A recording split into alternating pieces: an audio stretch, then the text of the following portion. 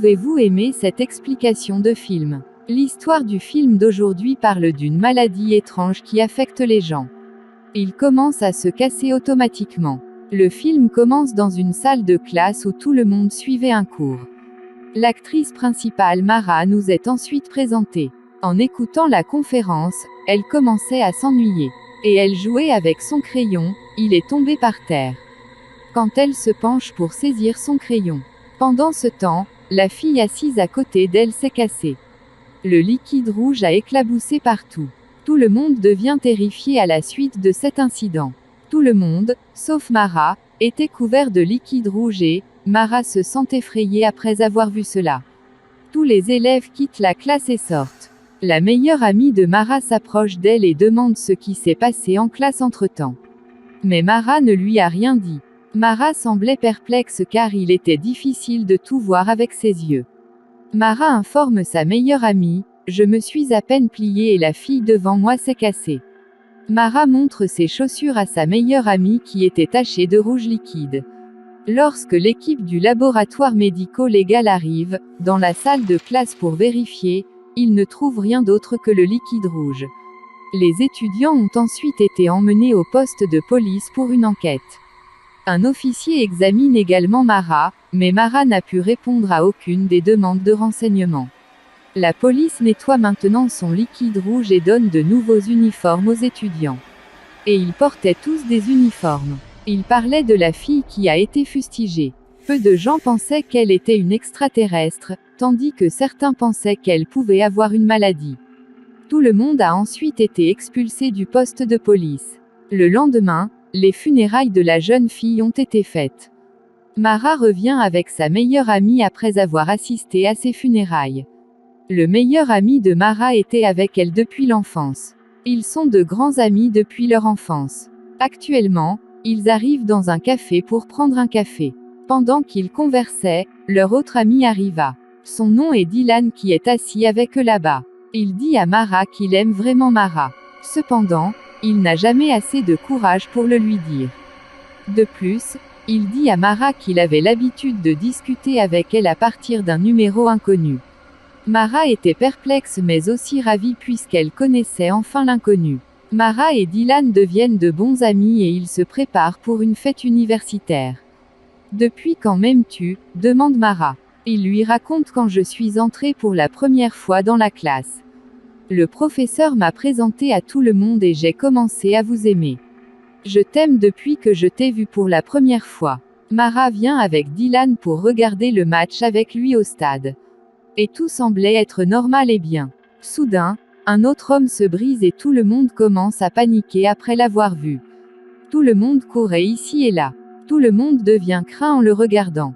Mara a également peur de voir tout cela. Les écoles et les collèges ont été fermés le lendemain. Mara ne pouvait pas s'amuser à la maison et elle s'ennuyait rapidement.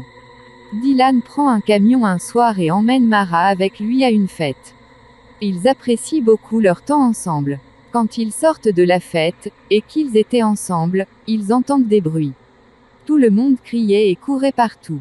Quand ils entrent tous les deux à l'intérieur pour vérifier pourquoi ils agissent ainsi. Pendant ce temps, une autre fille a fait irruption là-bas. En observant cela, les deux deviennent assez inquiets. Après cet incident, Mara rend visite à l'agent après avoir amené son ami. Elle commence à se demander pourquoi les gens explosent de cette façon. Il pourrait y avoir une raison derrière cela. Selon vous, qu'est-ce qui a causé cette explosion ? Demande Mara. L'agent affirme que la cause fait toujours l'objet d'une enquête mais qu'elle sera bientôt découverte. Pourquoi cela se passe-t-il avec les gens ? Pourquoi tout le monde explose ? Le lendemain, Mara part pour un long trajet en voiture avec ses amis. Soudain, l'ami qui conduisait s'est cassé, avant qu'il ne puisse avoir un sens, l'autre compagnon de Mara s'est cassé. Mara informe Dylan qui y est également parvenu. Mais lorsqu'il remarque l'état de la voiture, il commence à se sentir terrifié. Leur voiture était couverte de liquide rouge et il n'a trouvé personne dans la voiture. Au milieu de la scène liquide rouge, il remarque une pierre, sur lequel une main a été dessinée avec un liquide rouge.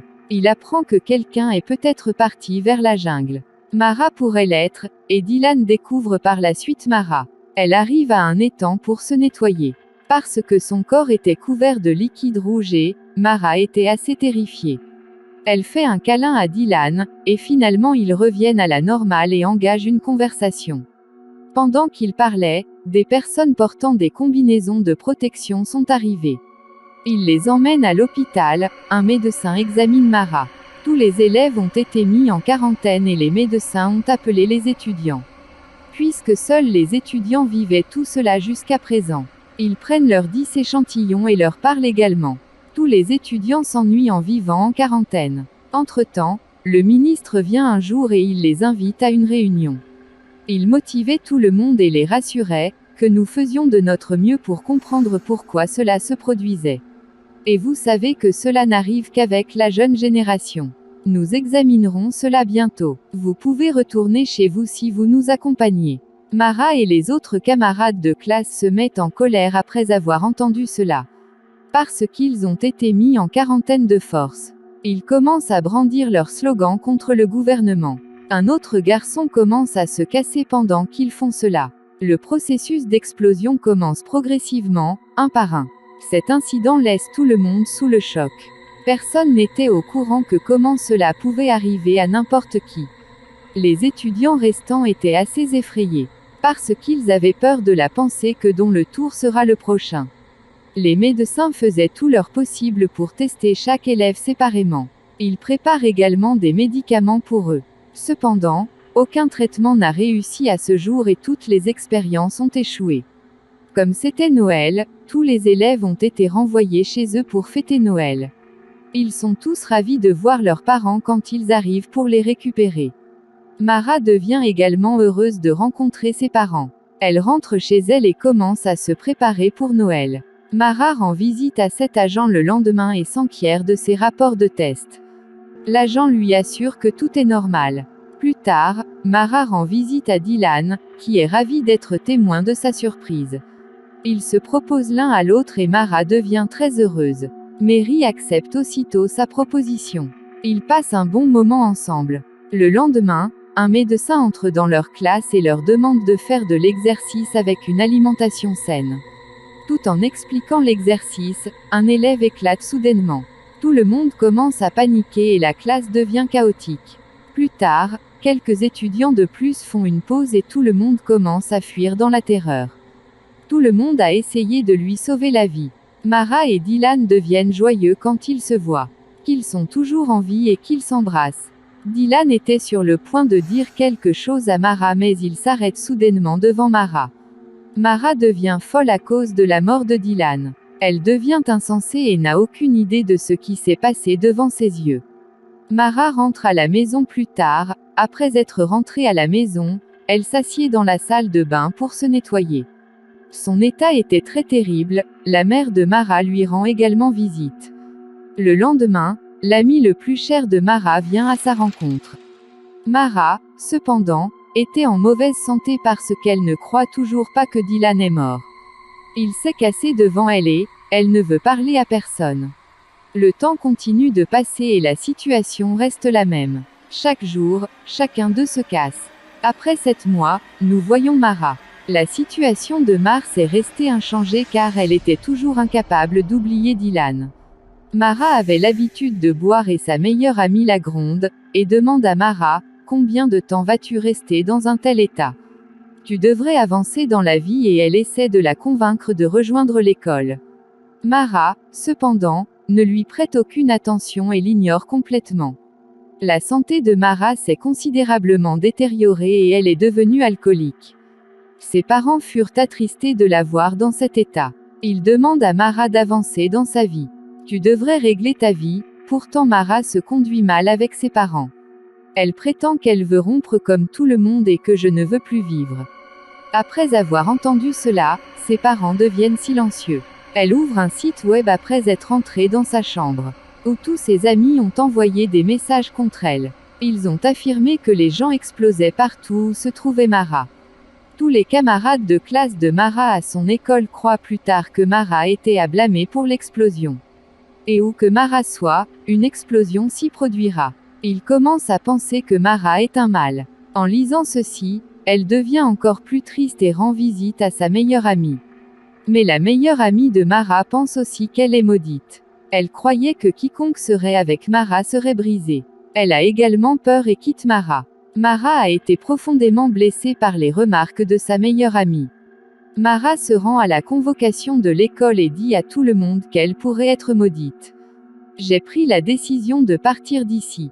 Mara se sent très coupable et déprimée en conséquence.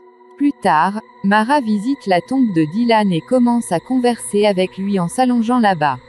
Elle pleurait et disait à Dylan, « Tu m'as toujours fait me sentir si spécial, et tu me manques et je suis le seul à savoir comment je vis sans toi. » Elle se met à pleurer après avoir dit cela, et la mère de Mara la rejoint. Elle s'allonge à côté d'elle et lui demande de ne pas prêter attention aux remarques des autres.